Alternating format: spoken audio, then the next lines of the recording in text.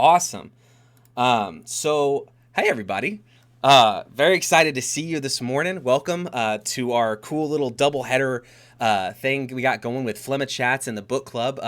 Today I'm very excited. You know, this is our second book club meeting that we've got, but this is a really exciting one because we actually get to sit down and discuss a little bit with the author of the book itself.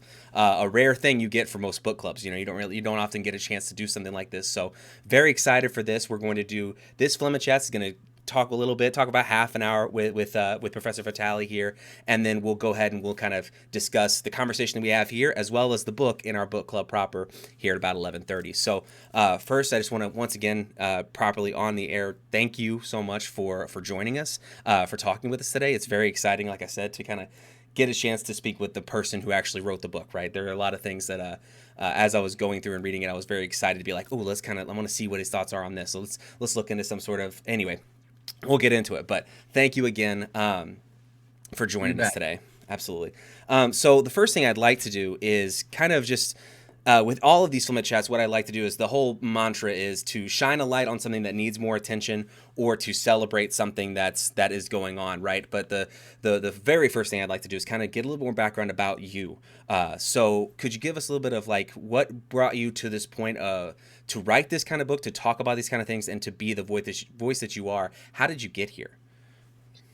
Yeah, well, we were talking before about I have family roots in Southern Illinois, not far from where you are, Right. and the Vitales were all coal miners, Okay. and they worked in those shaft mines in Southern Illinois, going back to my great grandfather, Okay. and I grew up in a very kind of politically left labor household. So, there was a skepticism about policing and state power, Sure. that was kind of built into my family history. But that was all kind of just background. It came to, really ahead, if you will. After college, I was working at the San Francisco Coalition on Homelessness, Okay. working on like housing policy and fighting austerity, which is really what I had gone to school for and what I was interested in. But I experienced this ramping up of the criminalization of homelessness in the late 80s and early Sure. 90s, and really saw that this criminalization represented the kind of complex failures of urban governance, the outcomes of austerity, supply side economics, et cetera. And so it really highlighted for me the way in which policing is covering up a deeper set of political failures. Sure. And that's really what put me on this path. Awesome. Yeah, I definitely that's definitely part of what I wanted to kind of discuss with you, and it kind of perfectly lends into like the first kind of discussion topic, kind of a question, kind of just like a jumping off point for us is, when you look at it's often a conversation you have that goes across generations, like you said with your family, right? Depending on where you live and how you were raised, your view on the police is going to vastly differ, right? And so a question that I had, something that I wanted to kind of get your thoughts on, is how that perception of policing in general has changed from generation to generation, right? Like for, and I understand, each circumstance is different, but like in a general sense, it seems to me, from my perspective, right? I'm a millennial who was raised in. I've seen 1,000 different things go wrong, and I've seen the errors of police and the George Floyd protests. Wow, I'm forgetting the name of the place right now, but the riots that were in Missouri. In Ferguson, In yeah. Ferguson, yes. So that, though, as I was growing up, I was watching these things happen. It was very apparent, right, that there was this corruption that was happening, and I was raised in a similar way to you, where I was often told it was less a labor perspective and more of a Dukes of Hazard kind of perspective. Like my dad Okay. always, kind of saw himself as that kind of outlaw type. So it was a little bit different, but also very Listen to very a much the lot of same. Wailing Jennings Right? and Absolutely, absolutely. Johnny Cash. Yes, you better believe that man was in our house resonating all the time. But that's my question to you is, yeah, how has that perception, in your opinion, changed from generation to generation? And do you think that there was another part of it I want to make sure that I get here? Um, do you see attitudes toward the police changing greatly from generation to generation? And do you think policing itself will change as a result of that perception? So, it's really a complicated question, right? Sure. Because policing is not viewed the same way by all sectors of our society. Right. So we can trace the lineage of thinking about policing through, 100 years of African American struggle. We can Sure. trace it through working class understandings about the police. We can trace it through kind of liberal academic understandings and mainstream political understandings. Sure. I think that for me, what's interesting about the moment that we've been in the last 10 years or so is the degree to which there has been a kind of sustained critique of policing, a sustained kind of crisis of police legitimacy Sure. that previously only expressed itself in little episodic outbursts, which I think is what a lot of people thought was going to happen in Ferguson, that there Right. would be this episodic outburst, 6 months of political conversation, a Right. little bit of, then things would just quiet down and return to normal. I had seen this after Rodney King. I had seen this after the killing of Amadou Diallo here in New York, right? And so what's been different is that the protest, the organizing, the political education has been somewhat continuous. Obviously it has its ups and Sure. downs, but organizations are working, people are reading, people are seeing the fruits and failures of their efforts. And through that comes a deepening analysis, a deeper awareness. And I think that's why we've seen this growing number of individuals, organizations, institutions shifting from this idea that body cameras and implicit bias training is going to fix policing to saying, why are we using the police to do these things? Right. What could we do instead to create safe communities? And that is really a new analysis that showed itself a little bit in the 1960s and early 70s, but even during those periods of kind of radical critiques of policing, what you tended to hear were things like community control of police, Sure. which in my mind is actually a fairly liberal reformist approach, even though it was being articulated by Black nationalists, Black power groups, the Black Panther Party, et cetera. And now the movement has a very clear critique of community control of police and is really asking for something different. Yeah, I absolutely I agree wholeheartedly with that. I think that there still is, especially from the media side, they want to kind of tone these things down. They want to make the conversation seem less, not hostile, but less like explosive, I guess is another way to kind of say it. I don't want to use that violent kind of A undertone. liberal aversion to conflict. Right, 100%. And you see it like they treat, and then you see it on. You also see it on the conservative side where they talk about it as if defunding the police has already happened. Right, they've already been doing these things. They've already been taking this money away. We need to give them more. We need to give that money back to them and then some.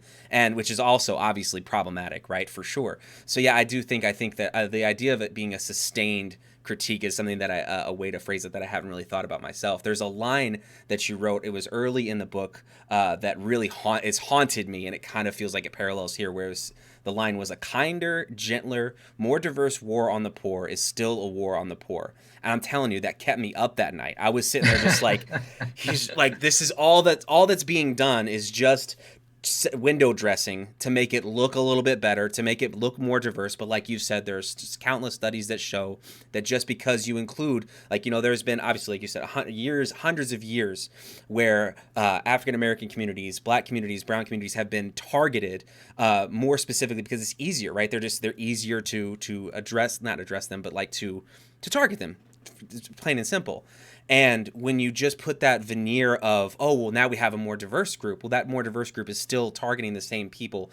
It's just now it looks a little bit better. But yeah, that line in particular, it haunted me for quite a while. It still does. I mean, because Well, that's let's think about that targeting for just a second, sure. right? So the targeting has been of Black and brown communities, Yep. indigenous communities, and also of working class white communities at times. Sure. Sometimes those communities have been racialized in a sense. Again, my immigrant family, coal miners, were targeted by the KKK 100 years ago, Sure. right? As non-white foreign immigrants polluting America or Right. whatever.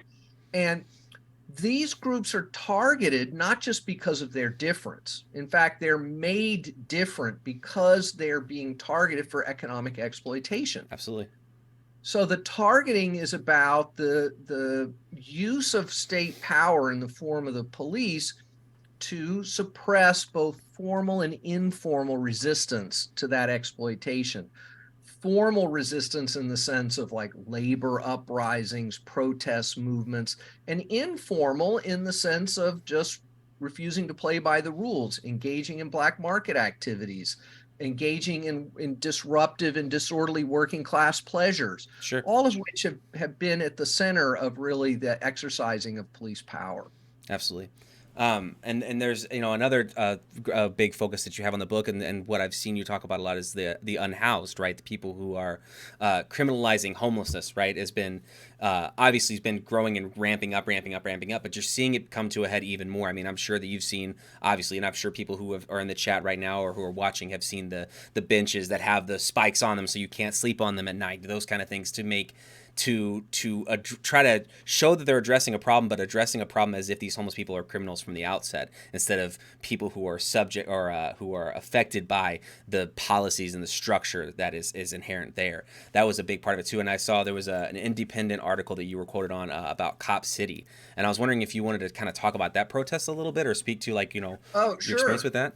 Sure. I mean, just to go back to the homelessness thing for a Yeah, second. Yeah. I mean, I think it's really important for those who have power, who are on the winning side of these systems of exploitation, to define the consequences of their systems of exploitation as being the result of individual deviance, failure, immorality to be suppressed by policing. Otherwise, people will start looking at them, right. and they don't want that. Right.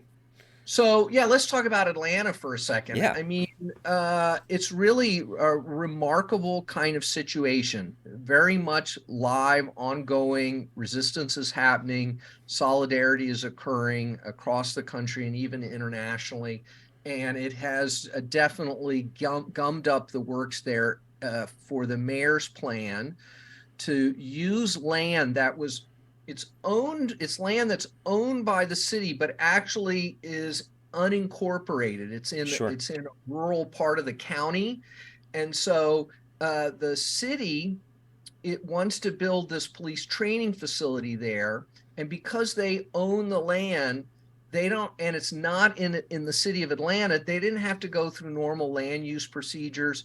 The views of the surrounding residents who live in these unincorporated areas and are almost all non-white, Sure. their views were completely ignored.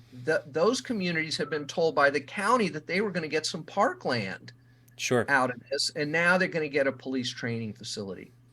They have no say in the decision because they're not even voters in Atlanta. Right.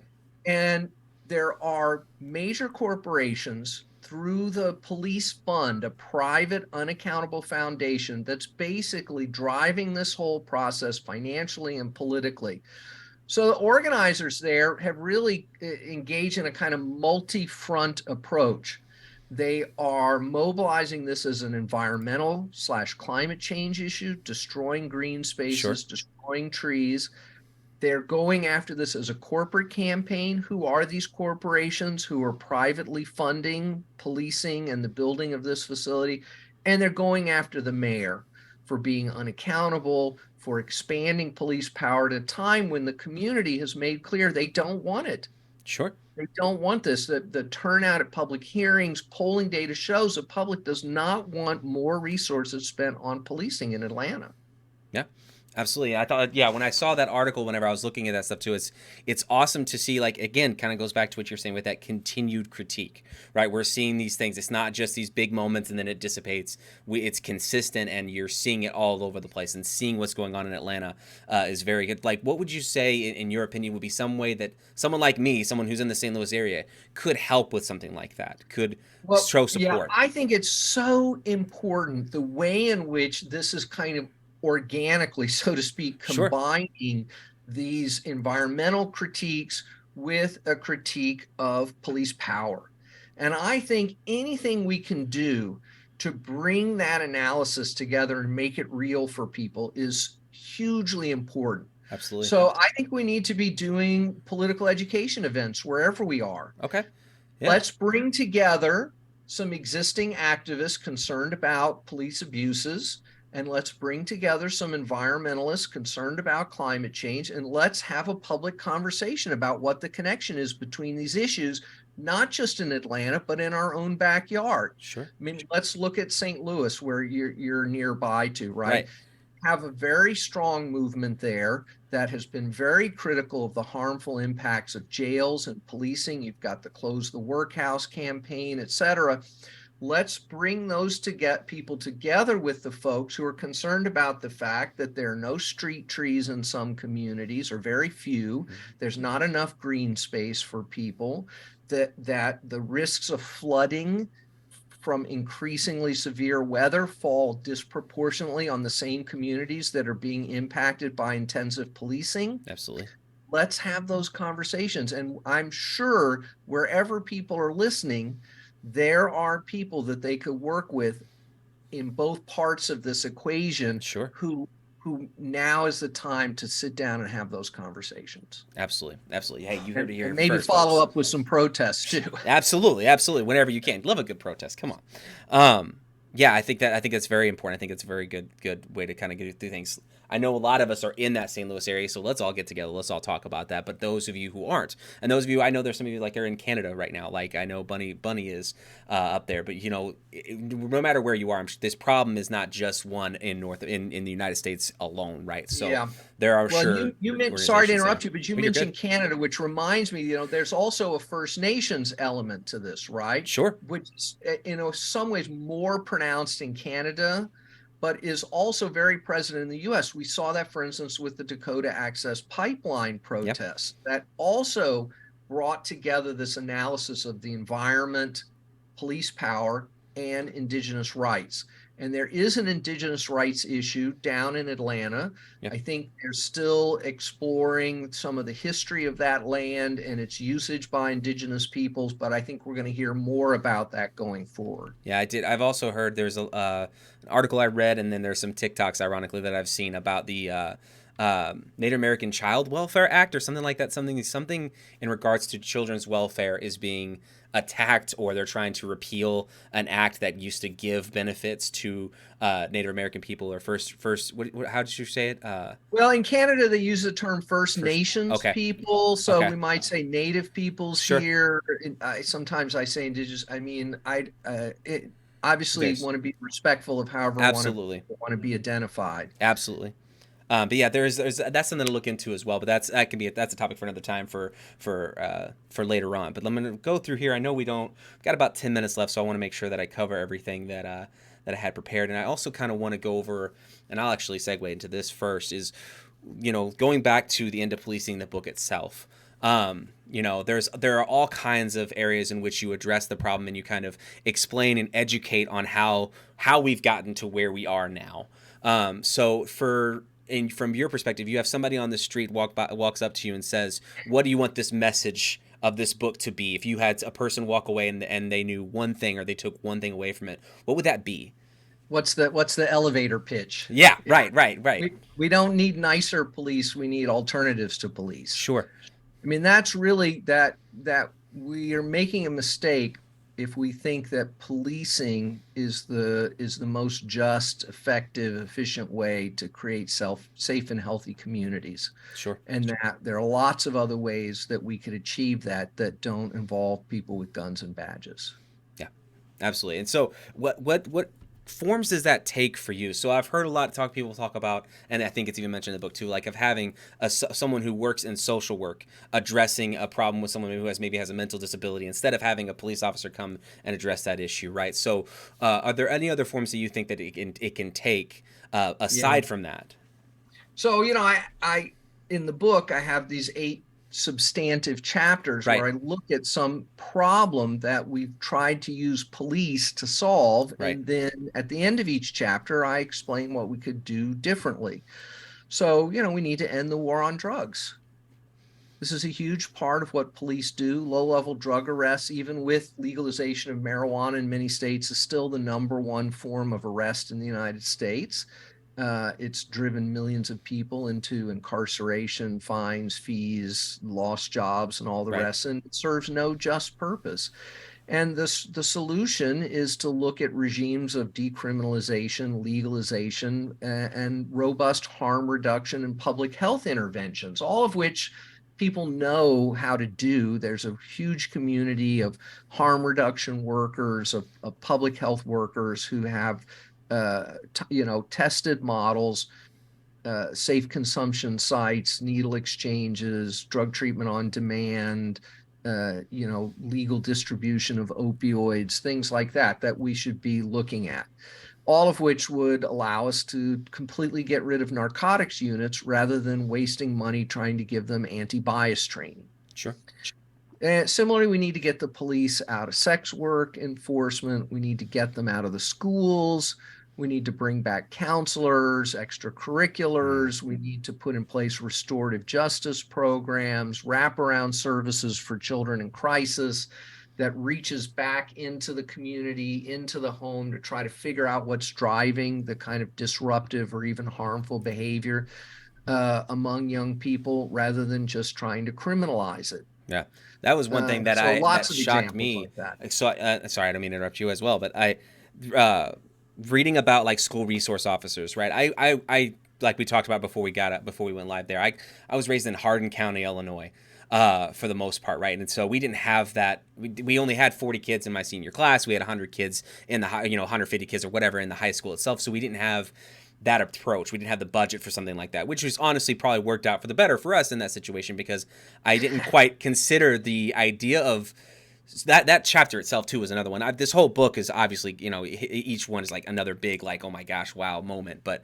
that was another big one for me where in schools themselves, like the having police officers, and we've seen the videos, we've seen the young lady who got ripped out of her desk because she was on her phone or some sort of nonsense like that. It's just so heartbreaking to see, and just starts this, like you also mentioned in the book, like that vicious cycle of just having to constantly now that person is viewed this way, and they start to view themselves as this criminal or as this outlier, and they don't give themselves the benefit of the doubt. They're not they're not good to themselves because the world around them is not good to themselves. They're seen as these criminals, right, from the very beginning.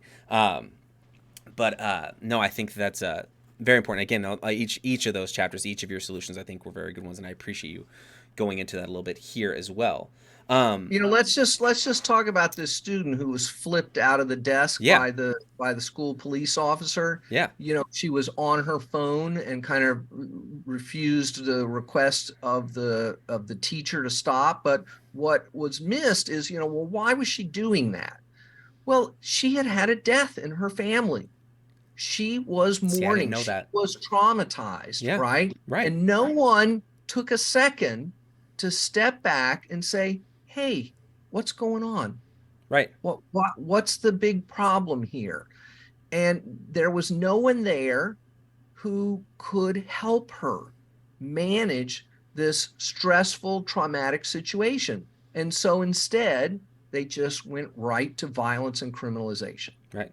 That lack of compassion in the way that we address that disruption in anything. I mean, in any case, it's not really that disruptive anyway for her to be doing what she's doing on her phone, checking on her family. Yeah, That's nothing. That's nothing. But the fact that yeah. we treat that, even that little bit of disruption, with no compassion at all, when it comes to the structure, when it comes to the society that we live in, it makes it so much easier to not have any compassion on an individual basis. We And don't, we've left teachers with no resources and right, very few options, right, right? So absolutely, there is no counselor, there is no school nurse, right, there is no teacher's aide, all of whom could have been mobilized to help manage this situation in a humane, supportive way. right, Instead, you got an overwhelmed teacher who sees someone that they think is disrupting the learning environment, and the teacher's been told, well, there's only one thing you can do, call the police. yeah.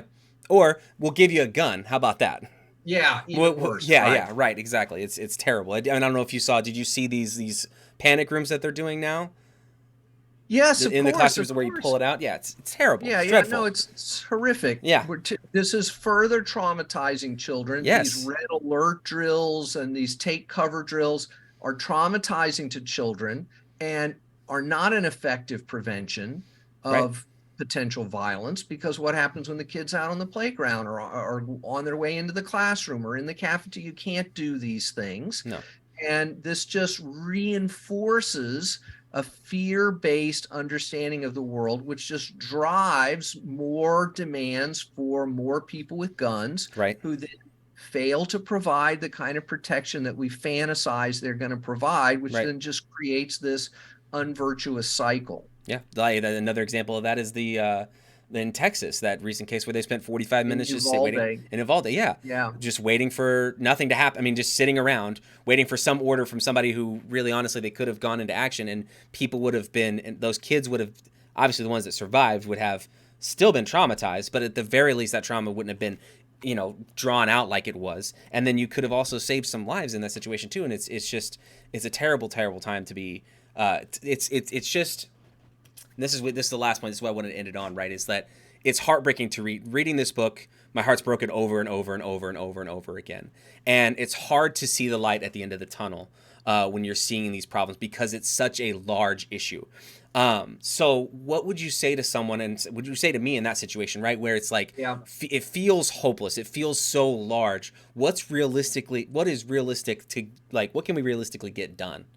Well, the good news is stuff is getting done. So, Sure. for instance, over 40 cities have eliminated their school police departments in the last Awesome. 3 years as a result of community pressure and organizing. Sure.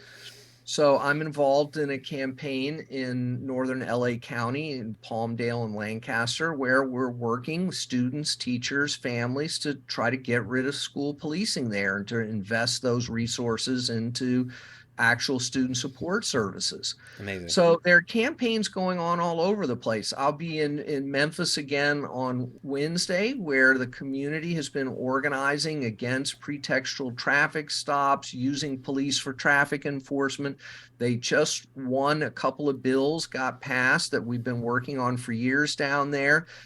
Cities are putting in place these crisis teams that don't have any police to respond to mental health, substance abuse, homelessness related. So people are doing that work one step at a time. They're winning things. Awesome. People are organizing in their own communities among their friends to create support networks so that when a crisis happens, they don't have to call 911. Sure.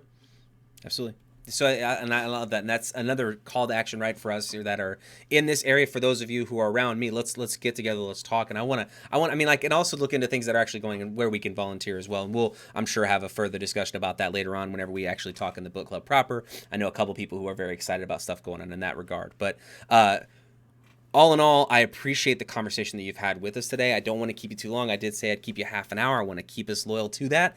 I appreciate, again, the time that you've taken. And again, thank you for writing the book, for shining this light on something that's so important.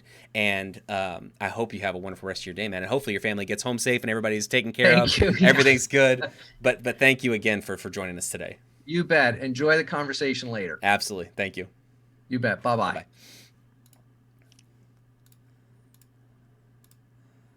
Awesome. So hang tight 1 second. Hopefully you guys can still hear me. I know you can. Can't see me yet though, because I've got to turn on my camera. So let me go ahead and get that going, and we will move right along. Okay, cool. I'm back. So hey, that was awesome. Thank you guys again for joining, for hanging out with us while we talked to Professor Vitale. I did want to ask him where to find him. I'm sure you guys saw his Twitter information is down there. He also has a link tree on his Twitter for his website. He's got all his information about him, about what he's doing, other books that he's read, other television appearances he's had. But all in all, loved having the conversation with him. So what I'm going to do now is we're going to talk about it together. This is very exciting. I'm very excited to kind of now go over the book proper with Sleep with the rest of you. So what I'm going to do real quick is I'm going to transition us into the book club. This has been the Flemma Chats interview discussion with the author of The End of Policing for our March book club, Professor Vitale. He was wonderful. Thank you again for joining on the Flemma Chat side of things. And for those of you on Twitch, hang tight. We're going to be going right into the book club conversation. But for those on YouTube that this will be posted to later, thank you and have a wonderful day. Awesome.